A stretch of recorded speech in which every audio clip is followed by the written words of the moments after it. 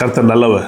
இந்த திங்கட்கிழமை நாம் இந்த புது வாரத்தை நாம் ஆரம்பிக்கிற இந்த நேரத்தில் கர்த்தர் நமக்கு நினைப்பூட்டுகிற ஒரு அற்புதமான வார்த்தையை உங்களுக்கு நான் சொல்லுகிறேன். நெகேமியா 4:14 நெகேமியா சொல்லுகிறார், பிரபுக்களையும் அதிகாரிகளையும் மற்ற ஜனங்களையும் நோக்கி சொல்லுகிறார் பாருங்க, அவர்களுக்கு பயப்படாதிருங்கள், எதிரிகளுக்கு விரோதமாக எழும்பி வருகிறவர்களுக்கு பயப்படாதீங்கன்றார்.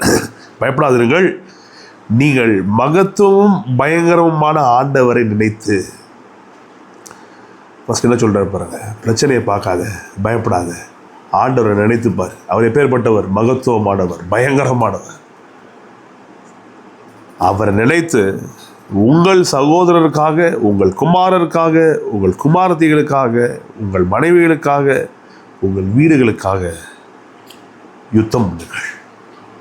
நீங்களும் நானும் வாழ்க்கையில் பல சவால்களை பார்த்து கொண்டிருக்கிறோம். தேவ பிள்ளைகளே, கர்த்தர் சொல்கிறாரு, என்னை நினைத்து பார்த்து பயப்படாமல் யுத்தம் பண்ணு. இந்த ஆவிக்குரிய போராட்டத்தில் தேவ பிள்ளைகள் தோற்றக்கூடாது.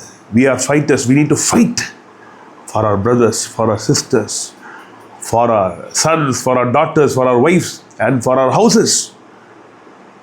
நாம் சொந்தமாக எதுவும் செஞ்சிடக்கூடாது, செழிச்சிடக்கூடாது. நிறைய காரியங்களை பிசாசு நினைக்கலாம். ஆனால் நீங்கள் வாழ்ந்திருப்பீர்கள்.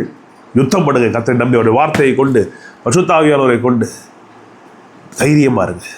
மகத்துவமும் பயங்கரமான தேவன் உங்க கூட இருக்கிறார். அவர் பேர் இயேசு கிறிஸ்து. கர்த்தர் உங்களை ஆசீர்வதிப்பாராக.